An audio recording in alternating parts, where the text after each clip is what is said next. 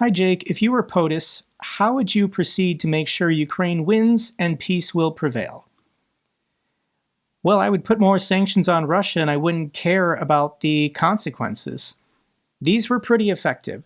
Trump last month put sanctions on Rosneft and Lukoil, and this has had a devastating impact on Russia's Shadow Fleet tankers and getting their oil out to China and India.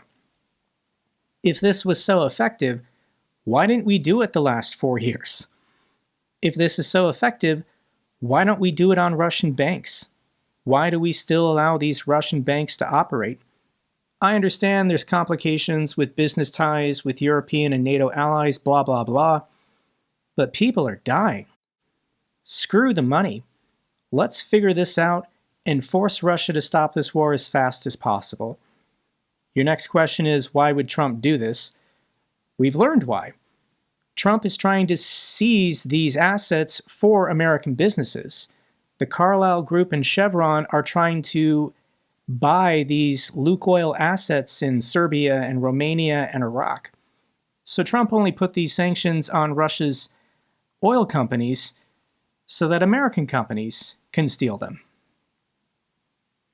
And who might be investors in these American companies once all sanctions are lifted? Probably some Russian billionaires. So it's a serpent eating its own tail at this point. What would I do if I was president and I would have Congress do something? Pass sanctions, pass additional military aid, overwhelming force and strength so that every dictator in the world knows if you invade your neighbor, you will be severely punished. Beyond that, it's all about this frozen money. There's only $5 billion of frozen Russian assets in the United States, but that should be gone. That should have been gone years ago, spent to help Ukraine.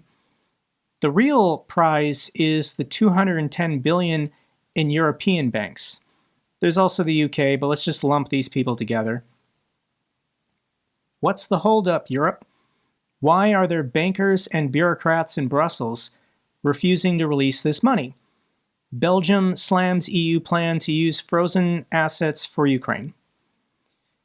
If I was president of the United States, I'd just start sanctioning Belgium. Every week that the European Union refuses to release this money to use it to defeat Russia, I would just sanction an additional EU bureaucrat that opposes releasing the money. You can't travel to the United States. Your kids, your wife can't travel to the United States. We're going to freeze your bank accounts until you vote to release this money.